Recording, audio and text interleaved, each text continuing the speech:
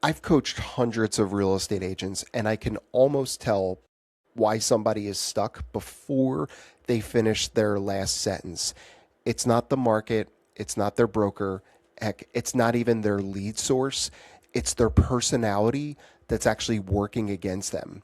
Today, we're talking about disc profiles and specifically how the thing that in your personality that makes you great is the same thing that is quietly costing you deals. You see, every personality has a superpower, every personality has a trap. And if you don't know which one you're walking into, you're going to keep hitting the same ceiling over and over and wondering why. So let's go type by type. Stay until the end, and I'm going to tell you exactly how to fix it. Drop your disk type in the comments right now if you know what you are, D, I, S, or C. I read every single comment. Here's a quick breakdown if you're new to the disc profile. D is for dominant or driver, I is for influencer, S is for steady or amiable, and C is for cautious.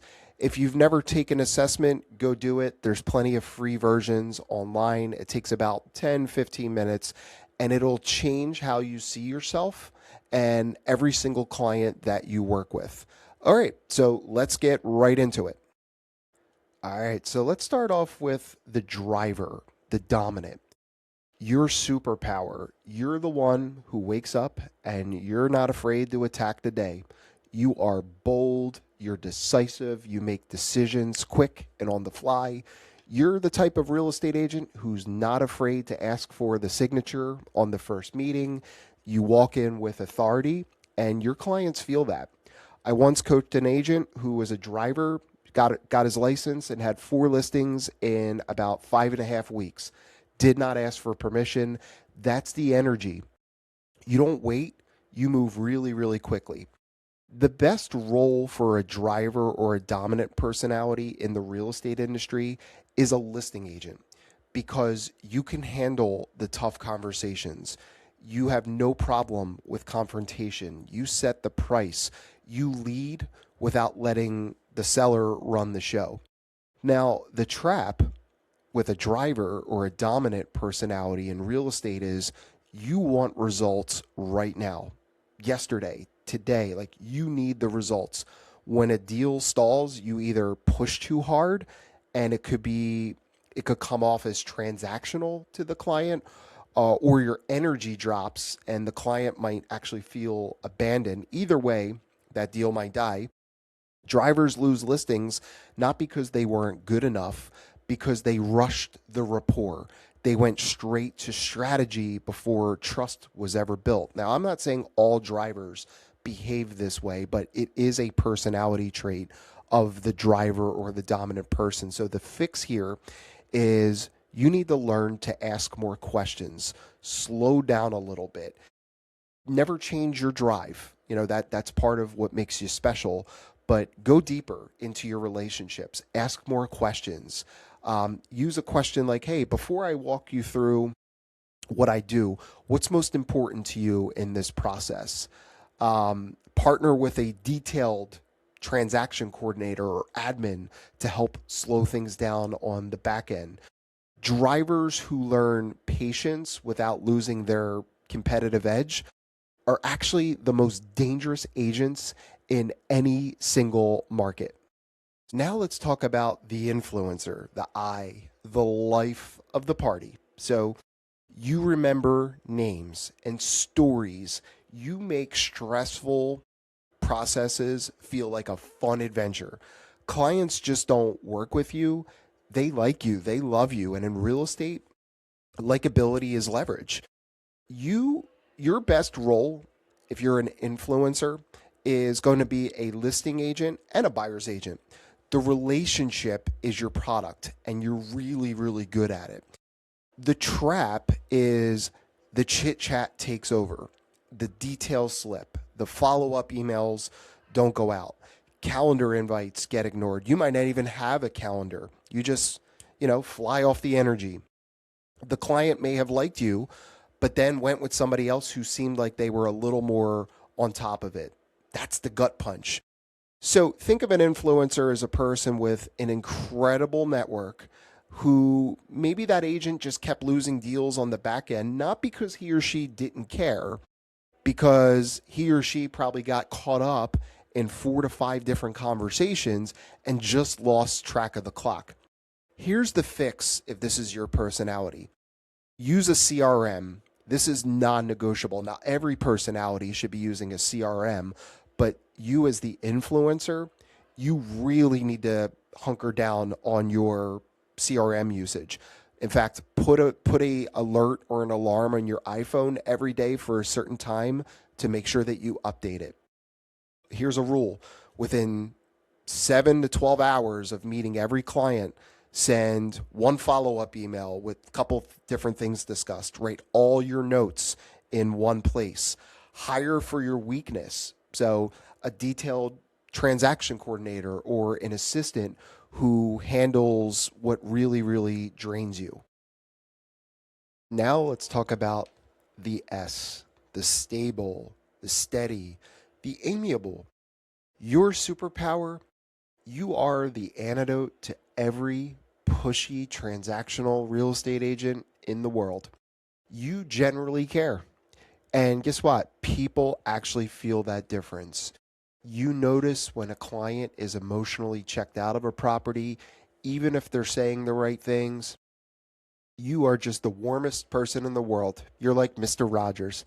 Your best role is a buyer's agent. Now, I'm not saying you can't work with listings, but you really thrive in the buyer agent role. Patience to go to that extra house, emotional intelligence that always reads people on a consistent level.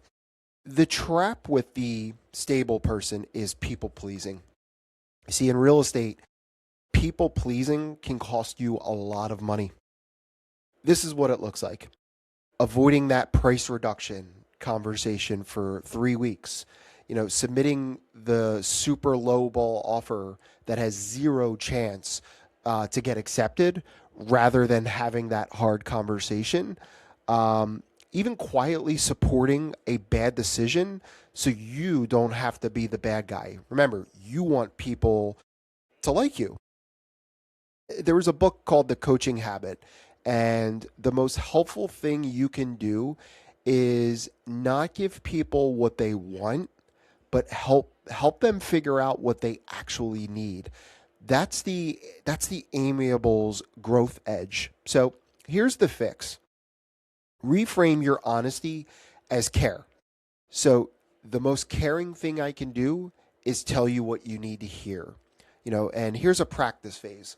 I want to be upfront with you because I care about the best possible outcome. Find a coach, find an accountability partner, not for shaming purposes, but for structure on the uncomfortable stuff. Steadies or amiables are the backbone of they are the most loyal and trusted agents out there. But your biggest challenge will be avoiding the hard conversations, whether that's with your clients, with prospects, with leads, even your own real estate coach. And then finally, the C, the cautious agent. You, my friends, you show up with a 12-page CMA. You have every price per foot in every single comp in the past year and a half. You know the contract inside out and backwards. You know the blueprint of the house. You know it all. And really, in an industry full of people who just kind of wing it, your precision is really a competitive advantage. Your best role as an analytical agent is probably going to be geared toward working with investors, developers, commercial clients. Analytical people make great commercial real estate agents because you're not afraid of the numbers. People people who actually want and need the spreadsheets, you're dreaming of Excel sheets at nighttime. That's a good thing. Here's an example: a type C agent working with a developer on a multi-unit acquisition. That agent brought sales analysis, cap rate projection, a 5-year appreciation model, things that normal agents usually don't comprehend. That developer is going to love you and trust you, might give you a listing agreement on the spot. Here's the trap. Most buyers and sellers are not developers. They are not commercial sellers. They are emotional. You see, commercial real estate is all numbers and facts. Residential is all emotions, right? So when you're leading off with statistics and overthinking, they probably will tune out. And that's called the info dump, right? You're going to sit there and talk about every price per foot. Most of the people don't think like that. Experts can't remember what it felt like not to know something. Type C's, this is your curse. So you also might move too slow in competitive markets. The best deal goes to somebody that makes quick decisions, pulls the trigger, while you still might running comps to feel good. Now, here's the fix. Lead with headlines, not the footnotes. So here's the bottom line. And I have all the data, and I'd like you to dig in. Where should I dig in first? Before every client conversation, what is one thing you would like to know right now? What's most important to you? Again, asking questions. Build a decision framework ahead of time.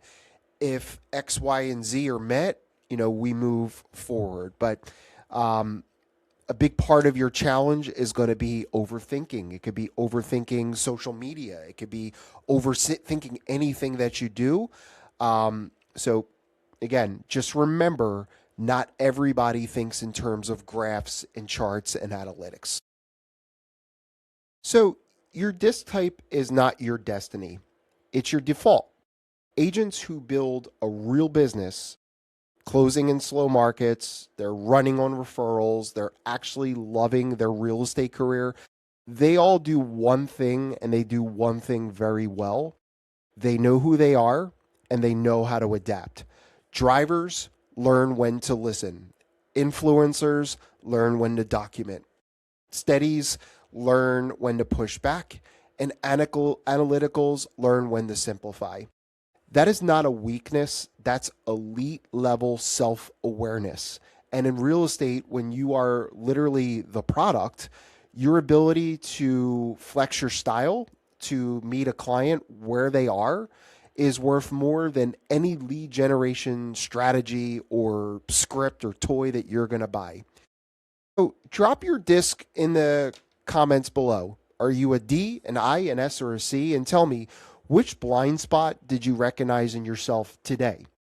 What is something that you learned in this video? I would love to hear your takeaways. I read every comment, and I'll tell you what I would work on first. If this resonated, please subscribe. I put out content every single week specifically for real estate agents who want to grow.